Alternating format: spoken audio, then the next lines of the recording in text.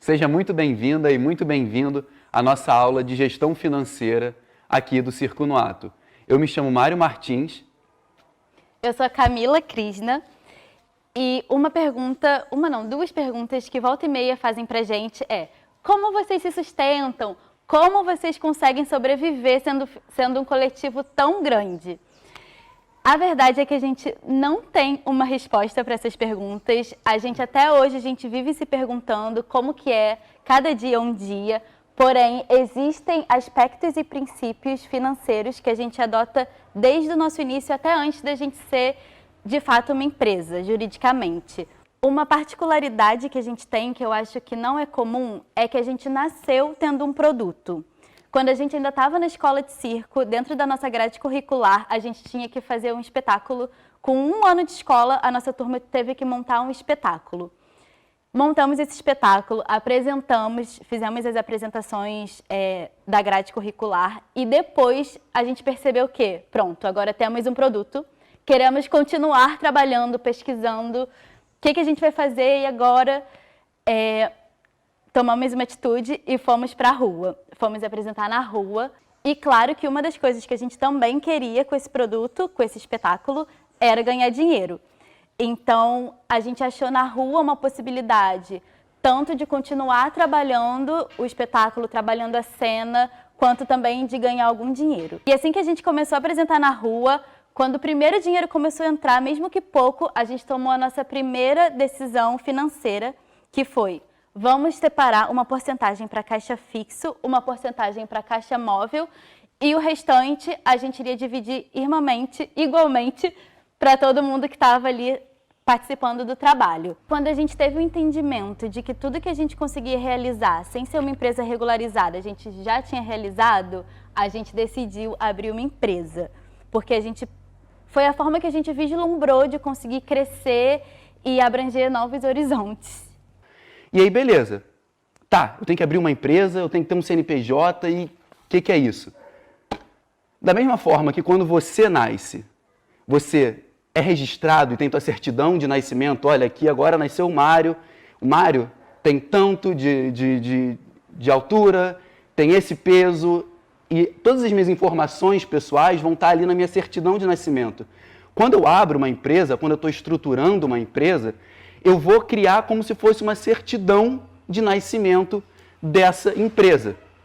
E aí, essa certidão de nascimento, que vão ter vários nomes diferentes, dependendo da modalidade em que você vai se encaixar, e a gente vai falar isso daqui a pouco para frente, você vai receber um nome para essa empresa, que vai ser a razão social, você vai receber um nome fantasia, que é como você vai se botar para o mundo, você vai receber um endereço, e assim como nós temos um CPF, a empresa vai ter um CNPJ, que significa Certificado Nacional de Pessoa Jurídica, assim como CPF, Certificado de Pessoa Física. E esse certificado, esse CNPJ, ele é um registro de 14 números que vão representar a sua empresa perante ao governo federal e perante ao governo municipal e ao estadual para você poder prestar suas contas e seguir crescendo. Beleza, mas por que exatamente eu tenho que me formalizar? Por que exatamente eu tenho que abrir uma empresa?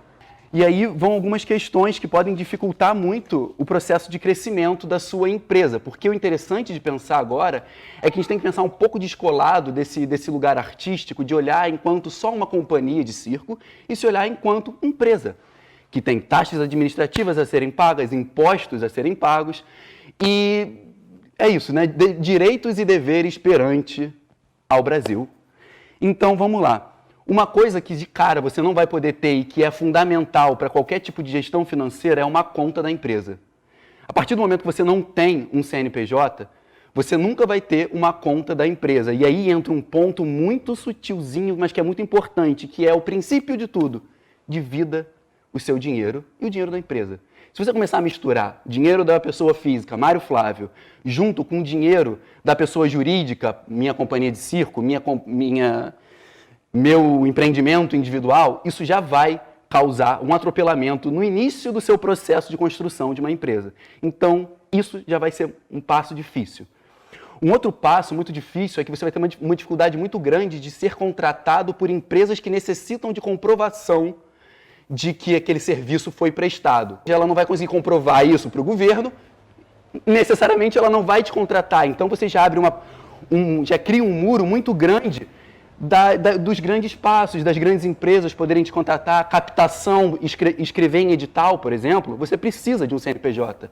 Você precisa se formalizar para poder escrever em um edital para concorrer ao seu projeto, sua criação. Eu já entendi que eu tenho que me formalizar porque eu tenho uma necessidade, eu quero transformar isso no meu empreendimento de vida. Beleza pura. Por onde eu começo? E aí, para começar, você tem algumas opções de como se formalizar, algumas opções de se tornar uma empresa. E isso vai variar de acordo com o porte e com a tua capacidade de faturamento, que é o quanto você consegue receber de dinheiro ao final do ano. Tem alguns formatos de empresa. E o primeiro que a gente vai falar sobre é o MEI, que é o microempreendedor individual. E que ele é a forma mais simples e mais fácil de você se tornar uma empresa. Então, se eu, Mário Flávio, quero começar a prestar serviço para uma empresa e eu não entendo muito e quero logo já começar a me formalizar, é só abrir o MEI. Você vai no portal do empreendedor, www.portaldoempreendedor.com.br, e você vai ter lá seu cadastro online e você vai ter o passo a passo de como criar essa empresa individual. E aí, beleza. Quais são os limites dessa microempresa? E quais são as facilidades que a gente tem nesse tipo de empresa? Um ponto muito positivo para esse tipo de empresa é que você não necessita de um contador para fazer o gerenciamento financeiro da sua empresa. Por quê? Porque todos os impostos que vêm a partir do momento que você se torna um PJ já estão todos unificados em mensalidades que você vai pagar ao longo enquanto você tiver o teu CNPJ ativo. Então, todo mês você vai pagar uma parcela de R$ 57,25 por mês, sendo um prestador de serviço. Agora, se você, por exemplo, é uma companhia de circo, igual o Circo no Ato, que nossa primeira ideia de criação de fonte de renda para além do espetáculo foi criar uma lojinha, então tem um serviço e um produto. E aí eu mudo a minha forma de atividade perante o governo, porque eu também vendo produtos, eu sou prestador de serviço e também vendo produtos. E aí você vai pagar R$ 58,25 por mês. Acabou. Você só tem esses gastos, você tem que cumprir com o governo todos os meses esses gastos. Então, e aí beleza, essa é a primeira e mais simples forma de você abrir sua empresa de uma forma individual. Ótimo. Mas agora, se eu sou uma companhia, por exemplo, o Circo no Ato, onde somos uma companhia com mais de uma pessoa, que vamos ser sócios e queremos contratar mais gente em futuros projetos, eu já não caibo mais no MEI. Por quê? Por exemplo, no Circo no Ato, quando a gente começou, éramos 11. E como o nome já diz, MEI, microempreendedor individual. E então você já está saindo do âmbito individual para um âmbito de uma sociedade. Então tem mais pessoas físicas querendo entrar em sociedade para se tornar essa empresa e fazer esse trabalho crescer. Então eu agora tenho que começar a mudar o meu ramo de empresa. E aí a outra opção que você vai ter para poder se formalizar enquanto um coletivo, e é o que o Circo no Ato é atualmente, é a microempresa limitada. Que aí você cai num outro esquema de tributação, com outros deveres a serem cumpridos e um pouquinho mais de complexidade em relação ao MEI. Mas se você é um coletivo, você vai ter a necessidade sim de ter que passar para essa microempresa limitada. E aí, o que vem anexado a você construir uma microempresa limitada? A primeira é que você sim tem que buscar um contador para que junto com esse contador você abra essa empresa num cartório e você crie um contrato social, que foi aquilo que a gente falou no início. Assim como você, quando nasce, tem sua certidão de nascimento, quando você abre uma empresa, você cria um contrato social. E nesse contrato social vai estar escrito o seu código, que é o seu númerozinho de 14 dígitos, o endereço dessa empresa, então onde vai ficar sediado essa empresa. Então vai ter que ter um endereço, você vai ter que ter um nome para essa empresa, tanto o nome da empresa, tanto o nome fantasia que eu vou dar para essa empresa. Vou ter que ter um telefone, um e-mail, uma conta bancária e um contador que eu vou ter que pagar mensalmente. Beleza. Falando sobre essa questão já, dos impostos e sobre custos, a gente vai entrar para um lugar interessante que é a precificação do meu produto. Porque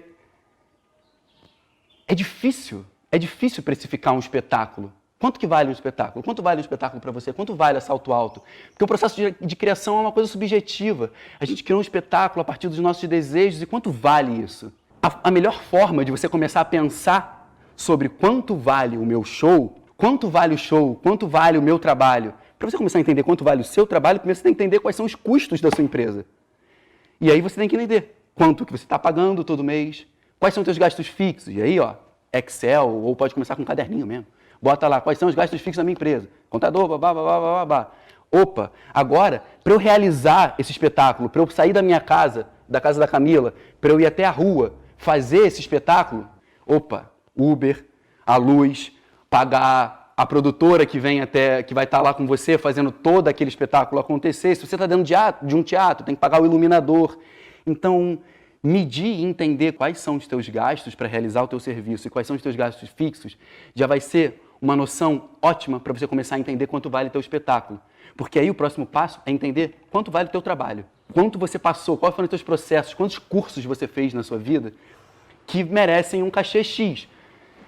E isso ainda assim é subjetivo. Estou começando agora no mercado, o primeiro espetáculo que eu estou fazendo, como é que eu faço para descobrir quanto vale o meu trabalho? Vai em alguém que já tem um espetáculo, vai em algum amigo teu que já produz, conversa, fala sobre. Porque a gente, enquanto artista, a gente tem um pouco de dificuldade de falar dinheiro e de cobrar realmente o preço justo do que a gente vale. E quando a gente perde um pouco desse receio de falar de dinheiro e fala com outros artistas de forma aberta, pô, quanto você cobra pelo seu espetáculo? Ah, cobro X, mas esse cara já está há 10 anos de estrada. Opa, então posso cobrar um pouquinho a menos ali. E aí tu vai começando a precificar e entender quanto vale esse espetáculo. Então, vai entendendo e vá entendendo quais são esses gastos e o dinheiro que entra e o dinheiro que sai da empresa, que isso vai facilitar muito a sua precificação. E agora, eu preciso ganhar dinheiro. Então, se eu preciso ganhar dinheiro, eu preciso olhar para a receita da minha empresa. O que está entrando de dinheiro na minha empresa? E para isso, a melhor forma é olhar o modelo de negócio. Quais são os meus produtos? Quais são os meus serviços? Então, por exemplo, para facilitar o circo no ato, a gente tem espetáculos, que hoje em dia a gente está com a salto alto, a gente tem um cabaré, a gente tem alguns espetáculos de repertório. Opa, então a gente tem aqui um mundo de serviços. A gente tinha, e a gente agora está menos movimentando isso, mas a gente tinha a lojinha. Então é uma outra fonte de receita. A gente também tem oficinas. Então, opa, da oficina é uma outra fonte de receita. E aí é muito legal pensar o que esse grupo, individualmente e coletivamente, consegue propor enquanto serviço, enquanto produto, para que isso retorne para a empresa. E aí você está criando e gerando receita para a sua empresa. E isso não significa que esse dinheiro que entrou é teu. A verdade é que esse dinheiro é da empresa. E aí entra um ponto muito específico que a gente falou lá no início da aula, que é divida o dinheiro da empresa e o seu dinheiro. Separe um dinheiro, separe uma porcentagem desses trabalhos para ir direto para a empresa. Por exemplo, hoje em dia, no Circo no Ato, por termos uma política de todo o dinheiro que entra, 20% direto vai para o Circo no Ato, hoje em dia a gente tem condição de sustentar a empresa por mais 2 anos, porque a nossa caixa que a gente fez da empresa faz com que o Circo no Ato pague os gastos fixos, que são aqueles gastos mensais, por 2 anos. Então a gente tem aqui um respiro, a gente não precisa se preocupar que a empresa vai falir ou que qualquer outra coisa. Não, porque desde o início, como a Camila falou, todo o dinheiro que entrava desde lá do nosso primeiro chapéu, ele era revestido para a empresa. Então o caixa e o nosso pensamento de guardar dinheiro para a empresa se tornou essencial para a realização de um projeto que para a gente é necessário. O nosso projeto era ir para a Europa todo verão para que a gente pudesse fazer mais uma possibilidade de trabalho, tornar isso mais uma fonte de receita para a empresa. Para finalizar, uma coisa que provavelmente também vocês devem ter visto nas últimas aulas é, se a gente está falando aqui que a gente está recebendo dinheiro por projeto, por realização de trabalho, por cavar um trabalho e realizar ele, essa gestão, esse trabalho tem que ser feito, cada braço de produção dessa companhia tem que ser realizado de uma forma proativa. Eu não posso ficar esperando que me mandem fazer alguma coisa. Eu preciso ir, realizar e entender como isso funciona. Então, a mensagem que eu queria deixar para final dessa aula é que Cara, de forma geral, falar sobre gestão financeira para um artista é muito complexo. Em geral, a gente não quer saber sobre isso. Só que a única forma real da gente crescer e da gente crescer realmente como empresa é algum de nós, alguns dos sócios, gerir essa parte. Então, de primeiro passo, tira esse ranço de que eu tenho que analisar financeiramente a minha empresa. Respira fundo, analisa com calma, determine entre o grupo quem é a pessoa responsável nesse primeiro momento para fazer essa gestão, para começar a entender como funciona essa parte da gestão financeira. E tudo bem ela não acontecer da melhor forma possível, porque nenhum de nós aqui é administrador de empresa. A gente está aprendendo a administrar essa empresa conforme ela vai crescendo. E o nosso último recado que a gente quer deixar para vocês é não se assustem com tudo que foi falado, porque eu tenho certeza que para muita gente que está assistindo são muitos termos novos, muitas palavras que a gente nem nunca ouviu falar. Então não se assustem, porque a gente também não nasceu sabendo. Todo aprendizado, ele faz parte da nossa trajetória. Ao longo desses 8 anos, a gente foi tendo esse entendimento de tudo que a gente falou na aula. Então, não se assustem, estudem, pesquisem, não tenham medo de perguntar. Podem perguntar para a gente também, via e-mail, mensagem no Instagram, o que quiserem, que a gente vai estar sempre disposto a ajudar todo mundo, na medida do possível que a gente souber também, tá bom? E obrigada!